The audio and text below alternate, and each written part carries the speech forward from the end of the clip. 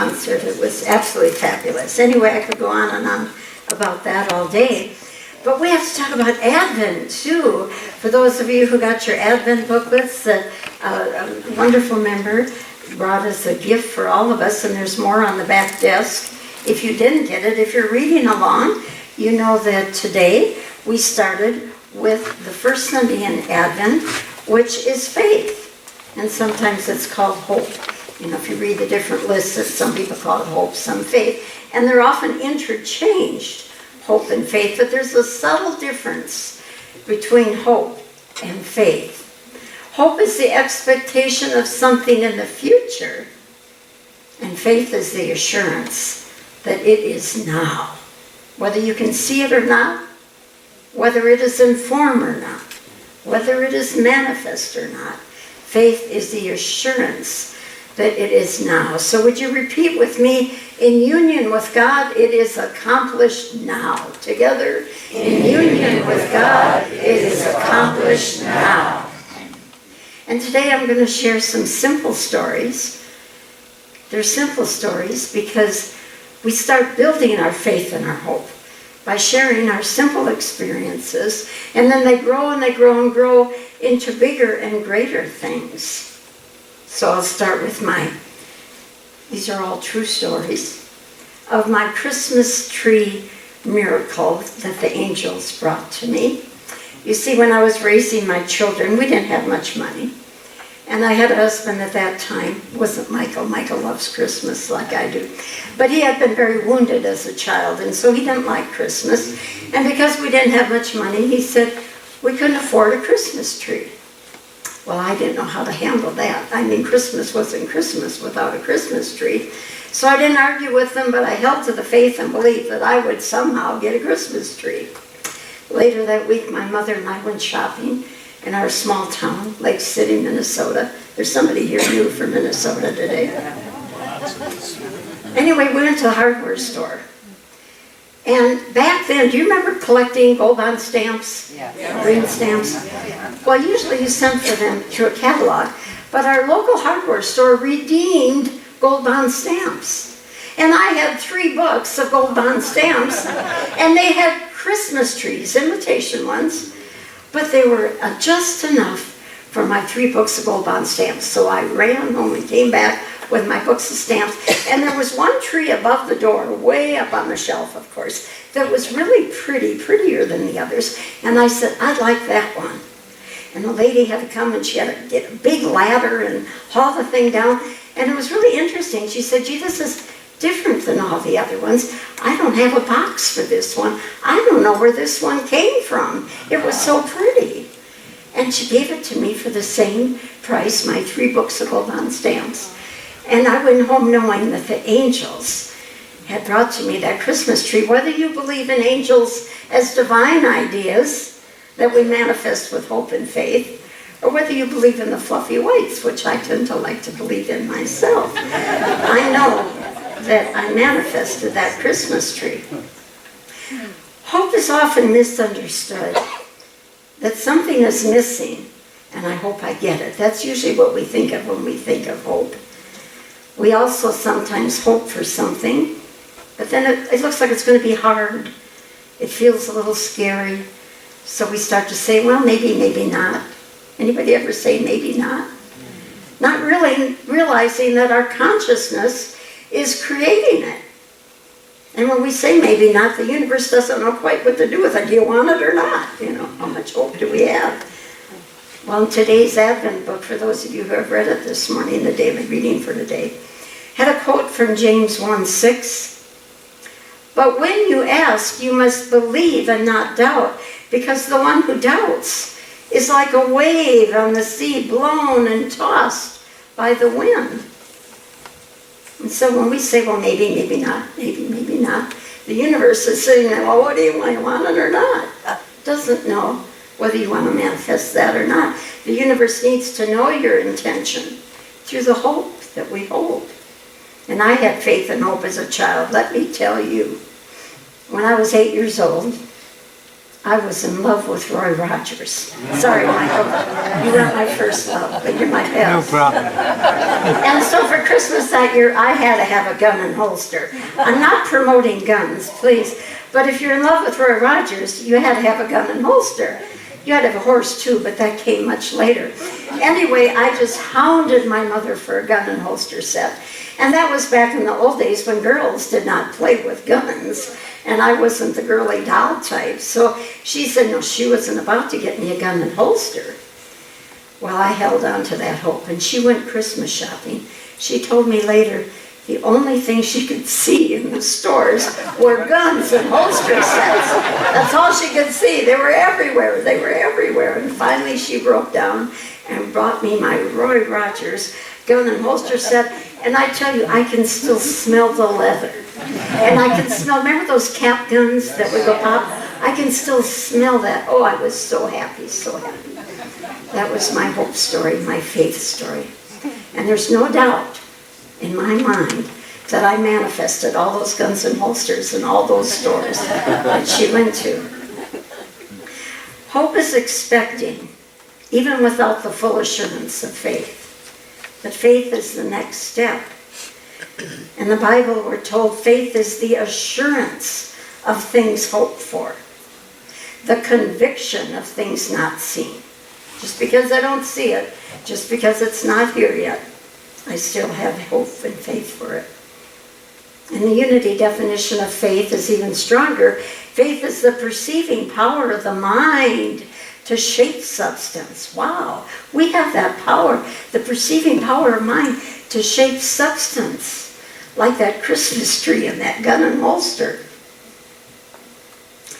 One of my favorite stories of hope, because they're getting a little bigger now. Many of you have heard this story. You're going to guess who it is by the time I'm done. A long time ago, not in a galaxy far away, but in Kansas City, there was a young man who had the urge to draw, and he went from newspaper to newspaper trying to sell his cartoons, but each editor, coldly and perhaps a bit cruelly, informed him that he had no talent and that he should just forget about it. But he couldn't forget his dream. It had a grip on him, and he had hope and faith.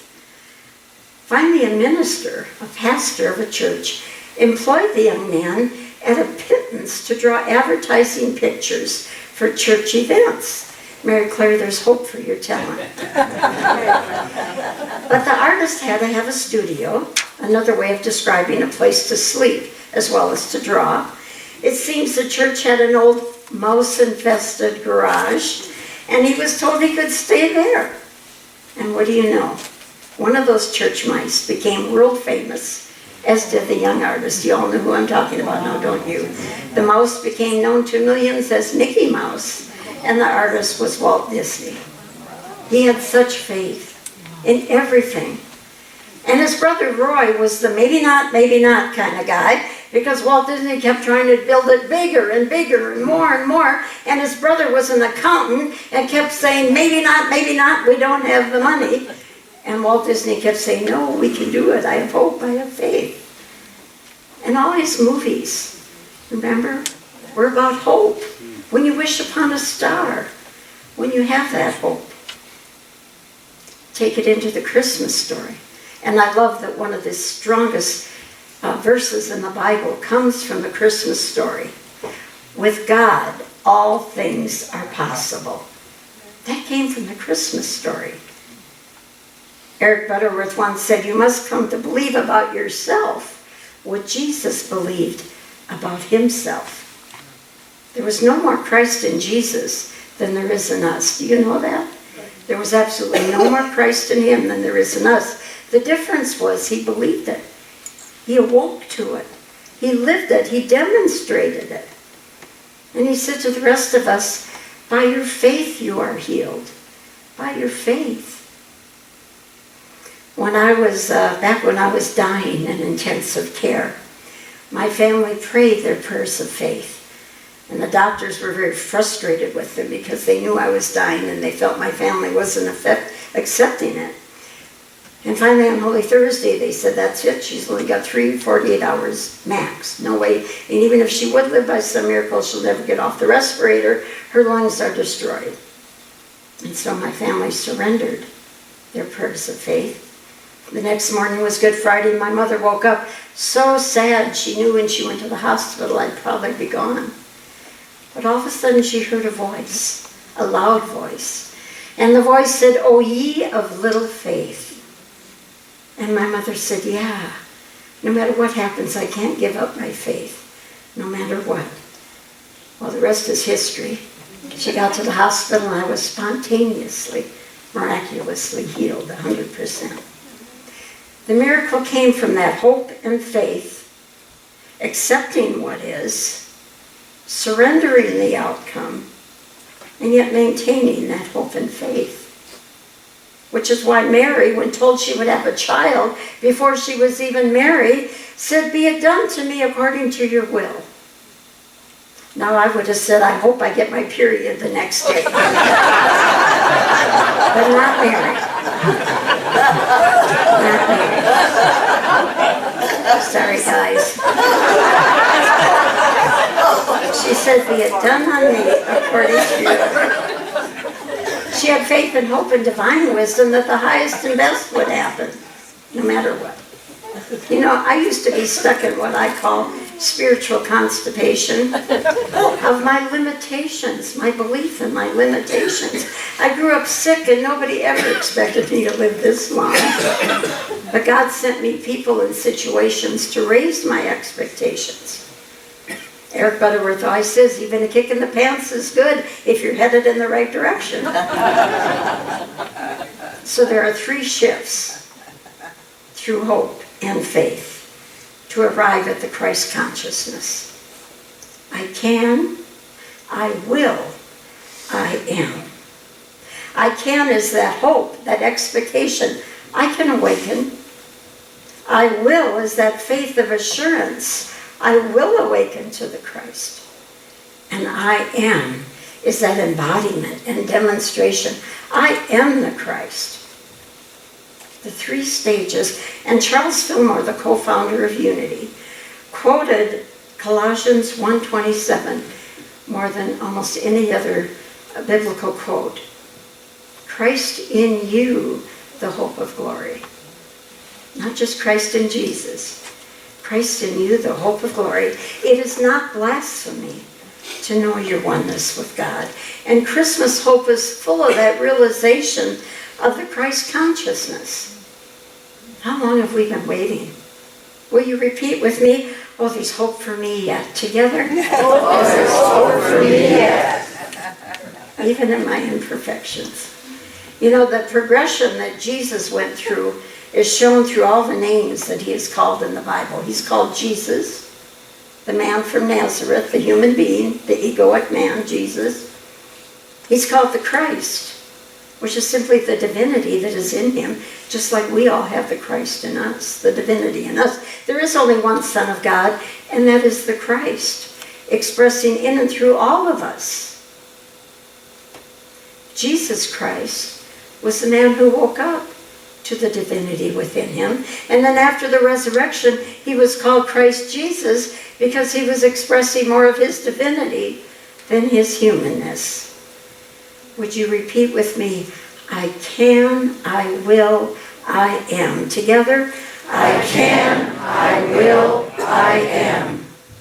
Awaken to that spacious self, which includes all that is all. That's why Trekkies are so touched by the words about the final frontier, to go where no man has gone before. They're not talking about outer space and the physical. They're talking about our spacious self. It is space. It's all that we all are, together with each other, divine by nature. The final frontier is our spacious self. And Jesus came to show us the way. He found the way.